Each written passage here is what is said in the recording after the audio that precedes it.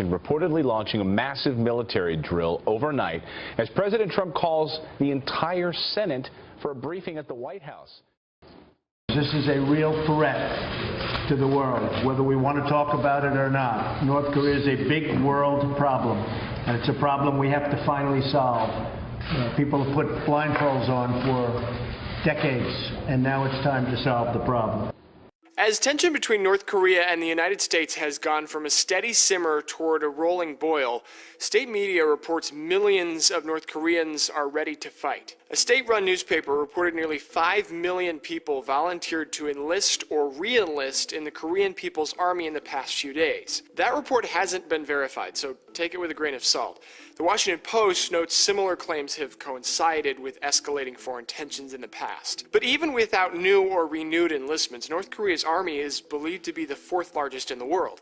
It's estimated to have more than 1 million active soldiers, 4 to 5% of the total population of roughly 25 million. The U.S. Department of Defense estimates another 25 to 30% are assigned to a reserve or paramilitary unit. Part of that massive size is due to the fact that North Korean men and women are required to serve in the military. They face longer conscription terms than anywhere else in the world. Draft aside, a massive influx of volunteers would line up with some of the guiding principles entrenched in the Hermit Kingdom.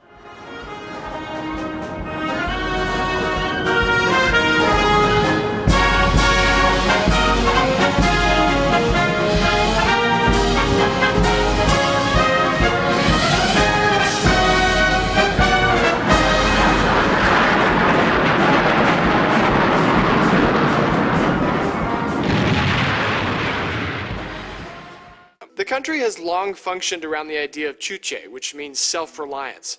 The idea presents the North Korean people as the master of their own fate and the ruling party as the revolutionary tool. In the 1990s, former leader Kim Jong-il pushed a greater emphasis on military-first policy.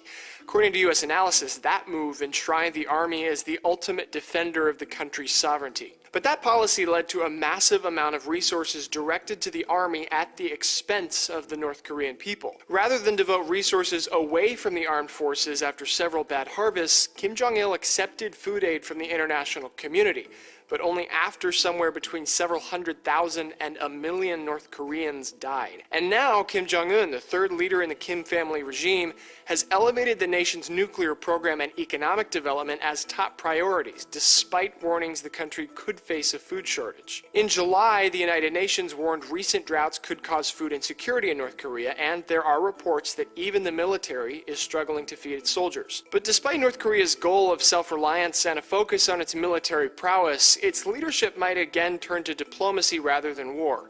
U.S. Secretary of State Rex Tillerson said Saturday the U.S. had direct lines of communication to Pyongyang. Whether or not North Korean officials are also going to use those lines, Tillerson didn't say.